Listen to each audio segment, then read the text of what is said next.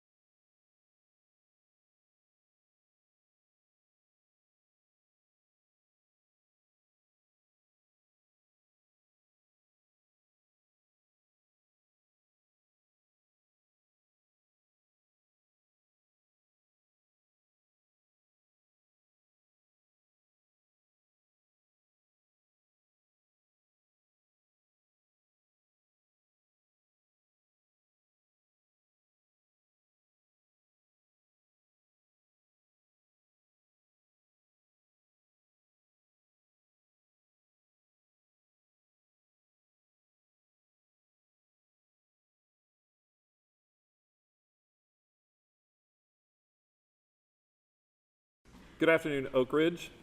This is the 14th time. This is also the last time for the class of 2018 I'll Speak Out Senior Speech program. We've seen some fantastic speeches this year, and I think you're going to really enjoy the ones we have set up for you today as well. I'll have a little bit more at the end, but let's go ahead and jump into our first speaker today. Our first speaker is Senior Avery Pennywell. Avery entered Oakridge in the 3rd grade, and he's going to give a speech today about Black family representation on television.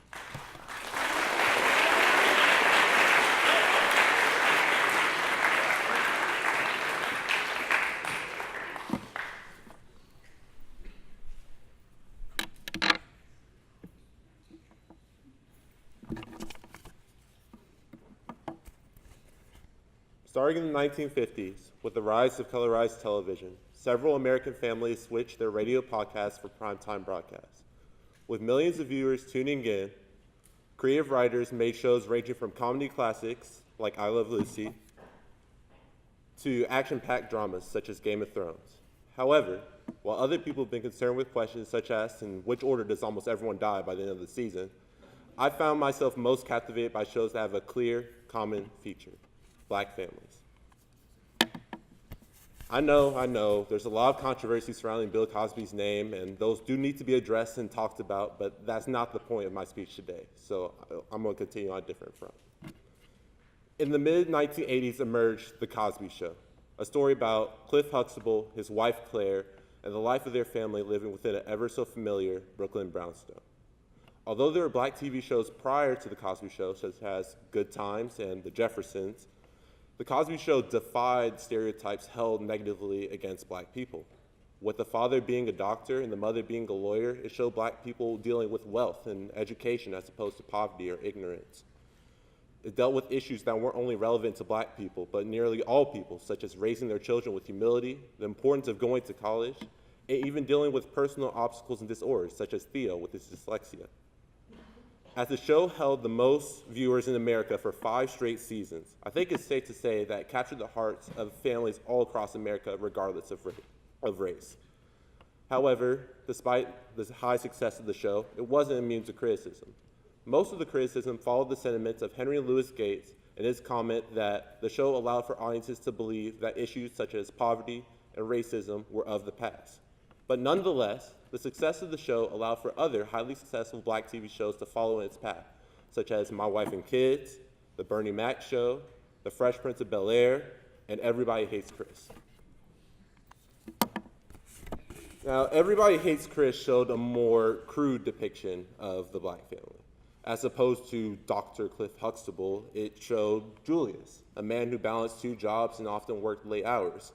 And as opposed to Ms. Claire Huxtable, who was also a lawyer, as I previously mentioned, it featured Rochelle, a woman who, in between trying to care for her 3 children, often would try to find work, but would end and quit her job in an angry tirade that ended with, "I don't need this, my man has 2 jobs." Chris, the main character, attended Corleone Junior High, a predominantly white middle school, and often faced a lot of adversity, from being called rude nicknames such as cornbread to being given unfounded assumptions, such as that he was staying up all night and couldn't study because he had 19 half-brothers and sisters. Anyway, viewers across America also got a different view into frugality, with Julius telling Chris one night to unplug that alarm clock. You can't tell time when you're asleep. Or with Rochelle, when Rochelle threatened Chris that, "Boy, if you ever lie to me again, I'll slap you to another nationality." It was actually really funny because in the show, he actually changed into an Asian kid for a quick moment, but that's besides the point. The show, Chris Rock led the show in a way where it depicted more of, I guess, the struggle, but it did in a way where it balanced both comedy and class. And shows, like Everybody Hates Chris, set a very high bar for Black TV shows of today to follow and hopefully surpass. Now, today's hit Black TV show is Blackish, along with its spin-off of Grownish. And yes, it possesses a lot of similar elements to the Black TV shows I've referred to you before.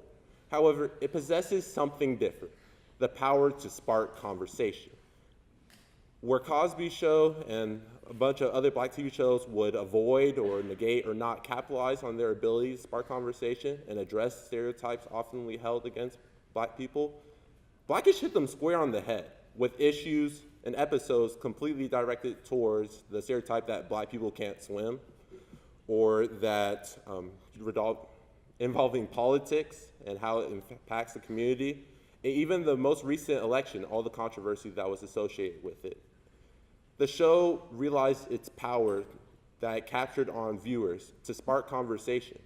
And some of you might be asking, why does a TV show need to spark conversation? Isn't it good that we finally get to see black families along with families of different races show the love, the intellect, and the support that they all possess? And I agree. It's really nice that colorized television, for once, is showing color. However, there is clearly a disconnect between black TV and black reality. The truth is many black families are broken, from issues ranging from single mothers, proximity to crime, and low income. And oftentimes there isn't an Uncle Phil or a Bernie Mac to step in with swooping arms. Even personally, my family situation wasn't ideal, but I still have my loving mother who has grounded me in faith and has always been giving me support, a stepfather who has exceeded every expectation one could ask from a father, and bright brothers and a sister who I hope will surpass me one day in a combination of height, wit, and might. Nonetheless, though, I know that my situation is closer to an anomaly than normality. And it doesn't help that the media, although they understand that issues regarding that I previously listed to you are relevant in all races, specifically pinpoint the negatives and the vices on black people in the black community. According to a study done by the Washington Post, black people are over twice as often represented as people who are poor or of lesser means, and about 1.5 times as often represented as people who are criminals or incarcerated. And it's evident that the media portrays people vastly different based on the complexion of their skin. As you can see, for an example, these are two relatively recent news stories. And in one, they tried and highlight his academic prowess of how he was a genius science student and how he had so many friends, and where he took just one misstep of how he went wrong. And the other, they show how Michael Brown had recently graduated from high school. Oh wait, that's not the picture they used to circulate his news story. They portrayed him as rougher around the edges, and they said that what he was holding in his hand was a gang sign, where it could easily be offered that that was just a peace sign, but maybe that's just me. As I was saying, vastly different representations. So you might ask, what next, or what can we do? The media is obviously cemented in their practices, and what can I do as a person of one, or even us as a couple of hundred people? But I'd like to challenge you. I'd like to challenge you today to, one, realize regardless of who you are, the perceptions of those that are around you don't define you, and you can overcome the limitations and barriers that are set on you. And two, I challenge you to embrace. Not only embrace yourself and the culture and what you bring to the table, but also embrace one another. Instead of tearing each other down, build each other up and help us to be a more well-rounded and a stronger community. Thank you.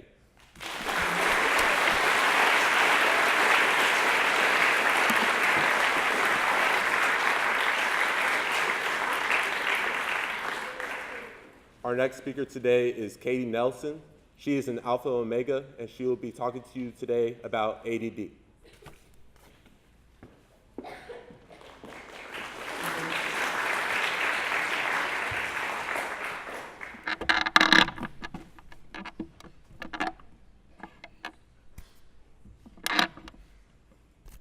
Hi, my name's Katie Nelson, and I'm going to talk to you today about how ADD has affected my life.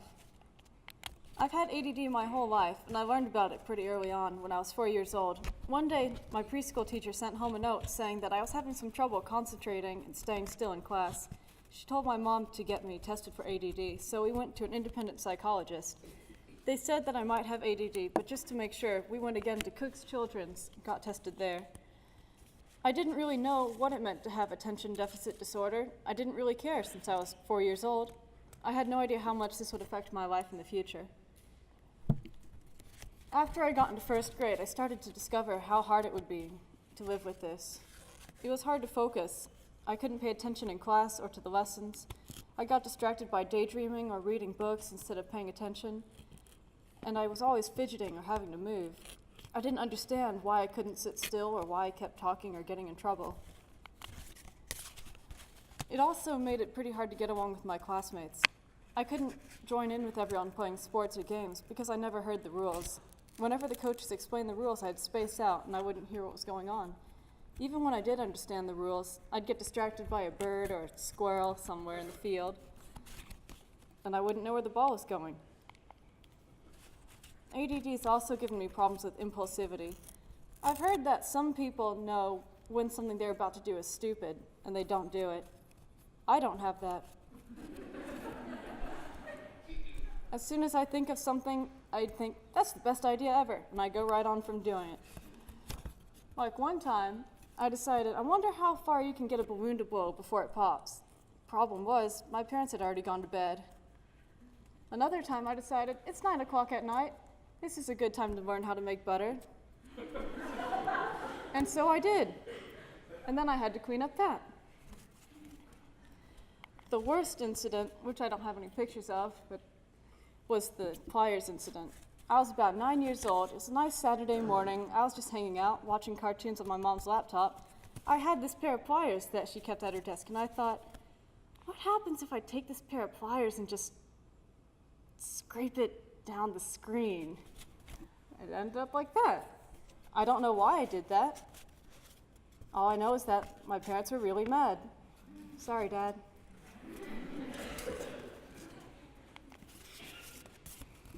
ADD doesn't make me just do stupid stuff, it makes me say stupid stuff too.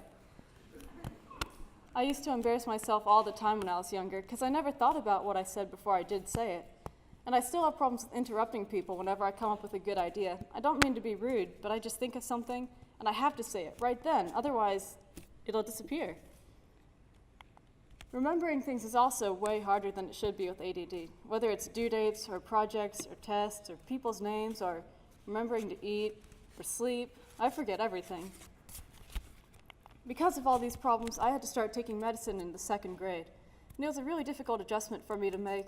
When I was on medicine, and I still am, but when I am on it, I don't have any appetite, and I have to force myself to eat lunch. It also affects my moods and emotions, too. On medicines, I feel quiet and numb, like a robot, and I have to make effort to talk to people. And some of you might think I'm a quiet person, but that's not who I am. It's just because I have to do that. Medicines do help when I don't forget to take them.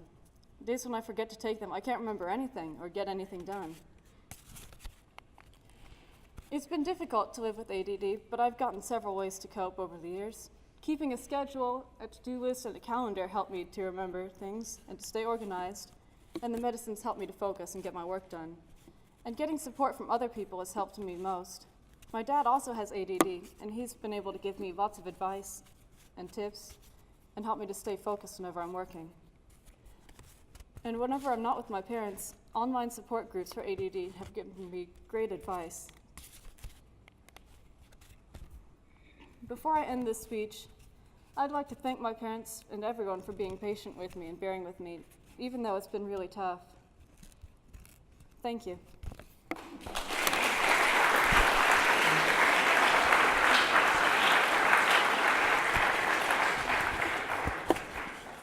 Our next speaker is Ravi Patel. He entered the Oakridge School in the 7th grade, and he's going to talk to you about his one true love.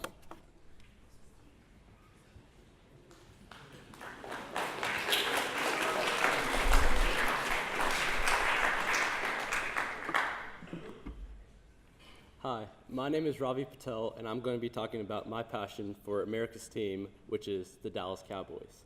Now, one might ask, why in the world are the Dallas Cowboys America's team?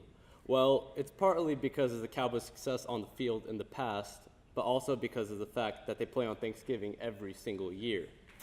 The NFL is planning to televise games on a bigger scale, and they asked around the league to see which teams would be willing to play on Thanksgiving on national television. Most teams denied the offer because they want to spend Thanksgiving with their families. The Cowboys, on the other hand, accepted the offer due to general manager at the time named Tex Schramm.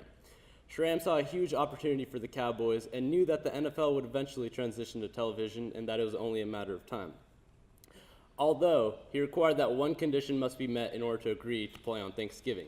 That one condition was that the Cowboys would be allowed to play every single year on Thanksgiving, and a contract was signed with that agreement. This led to everyone around the country gathering year after year to watch the Cowboys play on Thanksgiving, coining the term America's team. I have a very strong connection to the team as I've attended all the Cowboys home games for the past 3 years. The experience of going to one of the Cowboys games is indescribable as they have one of the biggest stadiums in the NFL. I've gotten to see great quarterbacks like Aaron Rodgers complete 2 comebacks against the Cowboys in the last minute of the game. I also have a lot of Cowboys merchandise around my house, including these posters. We also named our dog Zeke after Ezekiel Elliott, and just like Elliott, Zeke loved to eat. I also dressed up as Elliott for Halloween at school. I've grown up a Cowboys fan and always will be a Cowboys fan. I'm the type of fan who reps his hometown team instead of bandwagoning to one of the better teams. The only 2 sports I watch are basketball and football, and I assume all y'all can guess my favorite basketball team, the Dallas Mavericks. Now, there are a lot of football fans out there that hate the Cowboys, and my only response to them is a quote by Dave Skylark. They hate us because they ain't us. I've learned many life lessons by watching the Cowboys play. Some of these many of the players would have never dreamed of making it to the league and playing for one of the most successful franchises.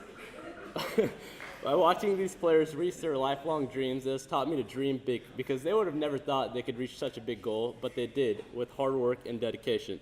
And it's taught me that I could do anything I want if I worked hard enough for it. Watching the Cowboys has also taught me that there will be ups and downs in life. The Cowboys had many unsuccessful seasons and some successful ones. And in order to have those successful ones, they learned to stick together through the ups and downs. And it's taught me that I should never give up even through rough times. Sports like football have proven to be a great bonding opportunity for many people. I encourage you all to watch sports or continue watching sports because they're a way in which people can come together, bond, relax, and watch a team that they love, as my family does with the Cowboys.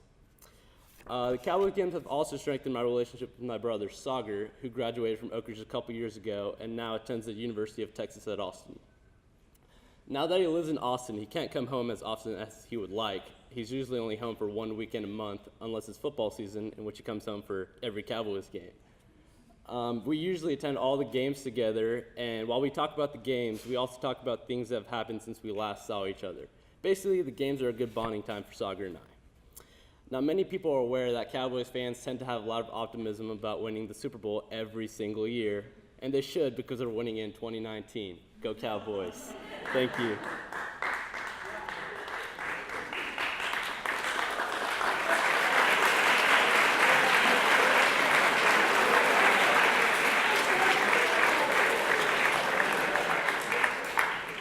Allow me to introduce our next speaker, Andrea Acosta. Andrea entered the Oakridge School in the 9th grade and will be talking to us about cosmetics.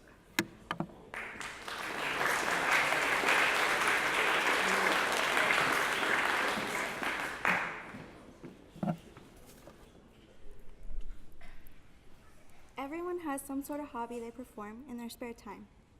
Some, like my dear friend Channy, like to read, or Hope, who loves to play with her dog. But for me, it's become doing my makeup. And yes, I just said doing my makeup. Personally, it's become an art, an expression, and a passion in my life. Makeup is a powerful way that I have been able to reveal something unique about myself over the years. Of course, the journey had to have started somewhere. Despite contrary belief, I did not come out of the womb with a Morphe 534 brush waiting to blend in my eyeshadow or a beauty blender waiting to apply my foundation. Growing up, my mom had strict rules about makeup. She had been raised in a strong Hispanic culture, and she handed those rules down to me. I was not allowed to wear a full face of makeup until my 15th birthday, or the infamous quinceañera era. Of course, I would later go on to bend those rules a bit, with the typical begging of her to buy me a tube of mascara every now and then. And being the only child that I am, things went in my favor. So thanks, Mom. And yes, that is me in the picture holding that very, very sticky children's makeup that every little girl seems to receive. But upon growing up, I would see my mom glam up, and I urged for the day that I would get to do the same. Fast forward to the day of my quinceañera. I was so excited, and now I can say it was probably the greatest day of my life thus far. Because let's face it, I'm only 18. After the lady finished my makeup, I was stunned. I mean, come on. I had never worn a full face of makeup before, and I was shocked at the combination of different products and the ability it had to transfer someone. Looking upon the mirror was an eye-opener. People had the ability to make other people feel good by using their faces as canvases. I automatically knew it was something I would love to learn and grow from, so I quickly began following YouTube videos on how I could do the same. But y'all, following YouTube tutorials is a lot harder than it seems. The first time I tried to do my eyeshadow, it looked like someone had punched me in the eye. And the first time I tried to do my foundation, my neck and face were two different colors. And let's not even begin to talk about the first time I did my eyebrows. Yikes. I quickly learned that it wasn't as easy as picking up any foundation at the store or using whatever eyeshadows you wanted on your face. It took a great amount of practice. It was definitely not something I had learned overnight. The first time I walked into school was terrifying. I did not know whether or not I would be judged completely or whether or not my makeup would be washed off by second period. But I was very fortunate I've had people, such as my dear friends and family, that pushed me to get better at something that I love so much. Of course, I've also had my fair share of those who don't support my hobbies simply because they feel I look better without it or I'm trying to be someone I'm not. My journey with makeup is not an attempt to hide the real me. I do not put on makeup to change the way I appear or to turn into someone I'm not. It is a different approach to how I personally do my art. When I look back and see how far I've come, I get an indescribable feeling of pride. As I've said before, I don't wear makeup as a mask. I enjoy the process of putting it on, seeing an endless combination of looks that have yet to be created. However, I have also encountered many challenges along my journey. I think the fact that I have to deliver every single time and match up to the expectations of people is the biggest challenge for me. Not everyone has the same taste in art, which begins the question, how do others define their own beauty, and what do they want their finished product to be? Also, it's a challenge to keep reinventing yourself and acknowledge that each person is different. I am not by any means a professional makeup artist or insist that I have mastered it. After all, not everyone paints the same picture, right? But when all is said and done and I have finished my art, I get an immense feeling of pride when I know I have given people the same feeling my makeup artist gave me the day I turned 15. I love the passion I have developed for this art. I've learned you will never learn how much of a highlight your passion can be if you don't ever begin to apply it. Makeup is not and should never be an attempt to make an ugly thing beautiful, but to rather magnify the beauty that is already there. Closing off, I challenge y'all to find your passion, something that although you may not be so great off at first, as I was, will help you discover a part of you that makes you who you are. Do what you love and flourish from it. And remember, if I ever create a YouTube channel, don't forget to like and subscribe. Thank you.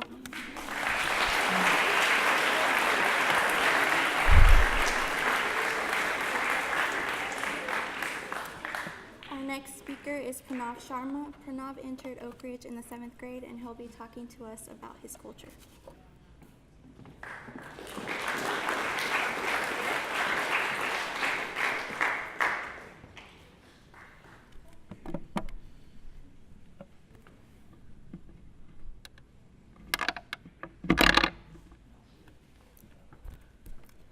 Hi, my name is Pranav Sharma, and I am a Nepali American, and today I'll be talking to you about my background and culture.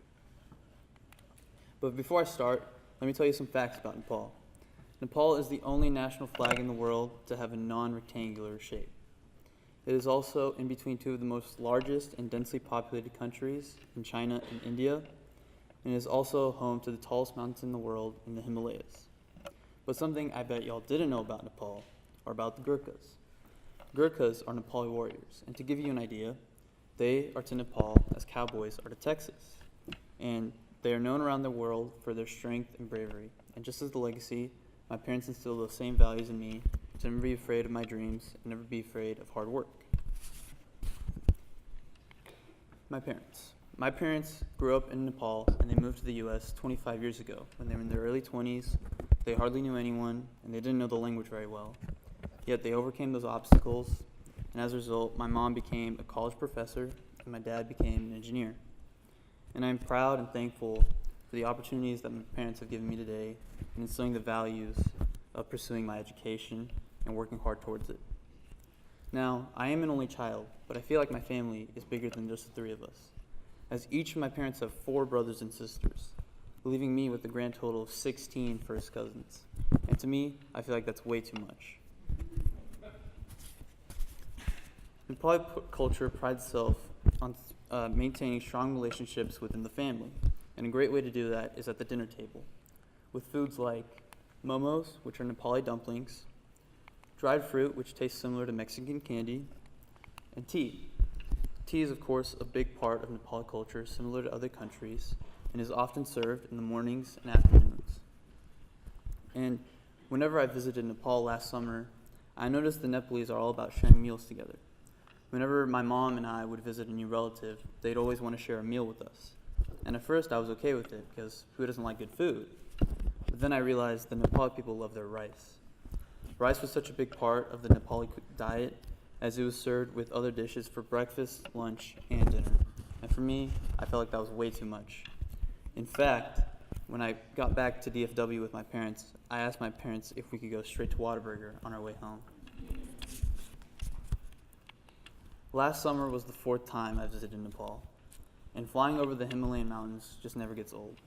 Seeing such a large and vast landmass at 30,000 feet above the clouds outside your airplane window is a surreal experience, and it's something that I highly recommend for those of you who have not yet gotten the chance to see it, as it is one of the many wonders of the world. But my most memorable experiences were when I was with my cousins. Doing fun activities like riding on an elephant for the first time in a zoo, to pushing a cart when it stopped working in a crazy storm. And for me, it was less about the actual actions of what we were doing, but more about creating lifelong memories that we would never forget, because I feel like that is the most important part of any experience. And finally, having the openness of a big family and growing up in a multicultural environment has helped me create many of the bonds and relationships that I have today. And it took me a while to open up to this uniqueness of being from Texas and Nepal. I embraced it, and I'm glad I did, because I'm proud of the person I am today. Thank you.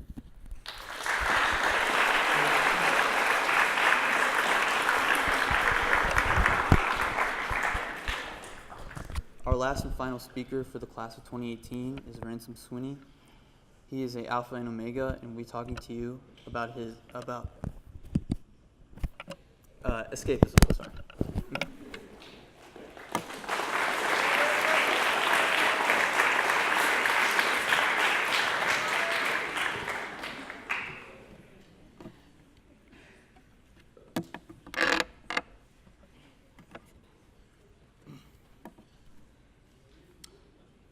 The world can be grim sometimes, can't it? From devastating natural disasters to growing global tensions to despicable people doing despicable things, all topped off with that ever-present feeling that no matter what we do, we can never change any of it. It all just becomes too much, doesn't it? So how do we deal with it? Sure, we could turn and face our problems, but if you're anything like me, you choose to escape. I often escape into books, movies, television shows, and video games. I find that the fantasy, science fiction, action-adventure genres provide efficient refuges from reality. They provide magical and epic quests, high-tech journeys to distant galaxies, or larger-than-life adventures that are hard to come by in the real world. In my opinion, sometimes the world's greatest crime is its mundane nature, especially compared to the endless possibilities of fiction. The nice thing about video games as an escape is that there's an end goal in mind, and even if it takes hours or days, that end goal is attainable. Whether it's eating all the dots on screen, saving a princess from a castle, or just getting more points than your friends, the end goal is simple. On top of that, improving oneself in a video game is much easier and faster than in real life. For me, what makes escapism so nice is the clear line drawn between good and evil. Sauron, Voldemort, and Ganon are all creatures who are evil for the sake of being evil, whereas Frodo Baggins, Harry Potter, and Link are all pure creatures who are obviously on the side of right. Not only that, but these genres typically tell the story of a simple good versus evil, and not a more realistic look at different societies with good and bad aspects, all competing for control. This is much easier than the blurry grayness that is so often found in reality. And the best part is, spoiler alert, good triumphs over evil again and again. This construction of good versus evil is almost too easy. While all of these sources are great, I find that my imagination is best for escaping. Sometimes this imaginative train is kicked off by an outside source. That's why I sometimes prefer a movie's trailer or poster to the actual movie itself. My imagination can run wild based off of 2 minutes from a 2-hour movie. I can spend days just thinking about those exploited 2 minutes, and, more importantly, not thinking about what's going on in the real world. Apart from that, I typically find that my imaginative escape takes the form of daydreaming. Not that I would ever daydream during school, especially not Mr. Renshaw's class. Although I may daydream when I'm driving. Looking forward to the ride home, Mercy? The thing that makes daydreaming and imagination so powerful is that it gives you control in an otherwise chaotic world. You can tell whatever story you want with whichever characters you like. You can easily make yourself the unequivocal hero who must defeat evil. Your only limit is your imagination. And who knows, maybe one day you decide to write all these creative ideas down and help someone else to escape, even if just for a short amount of time. Now at this point, I know what you're thinking. Why is this guy still talking? He's definitely not helping me escape from reality. He's really only adding to its boredom. Apart from that, I know that some of you are thinking that you like more realistic stories with more complex characters. If you will allow me, I would like to spend the rest of my speech going against everything I have said previously. While I cannot know for certain why we're starting to appreciate more complexity in our fictional worlds, I think it is a sign that we are ready to face reality again. Sure, the journey into escapism was fun, and always want to go back, if just for a visit, but it's time for all of us, myself included, to become permanent residents of reality again. So why are we turning back now, if, besides it being the responsible thing to do? Well, despite what all the headlines and sound bites might lead you to believe, reality is improving. Global poverty is on the decline, more children are getting an education, technology's never been better, and more. Maybe we don't need escapism to take our mind off of things, because things are getting better. Of course, maybe I'm wrong, and we still need to hide behind fictional worlds. While I may not be able to convince you to come back to reality, let me assure you that, despite all the good news, there's still very difficult problems that we need to face. But if we work hard, just like the heroes in the stories we love to hide behind, we can succeed. Thank you.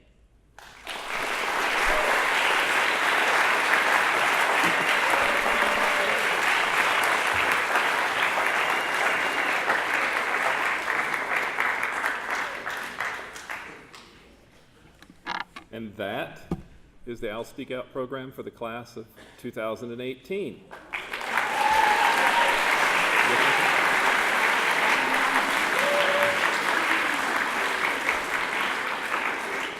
Mr. Anderson has some closing comments and directions for you, but I have one thing to add. Juniors, class of 2019, you're on the clock.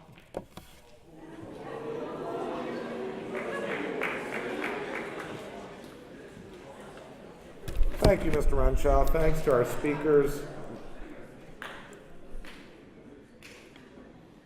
Thank you to our speakers, not only today, but throughout the year. You've been a great group, class of 2018, and we appreciate your efforts. And we're really excited about this group going off to college next year and showing what they can do and who they are. Just a reminder, on Monday, Mrs. Treebwasser and our career committee have really put a lot of work into Monday's initiative period.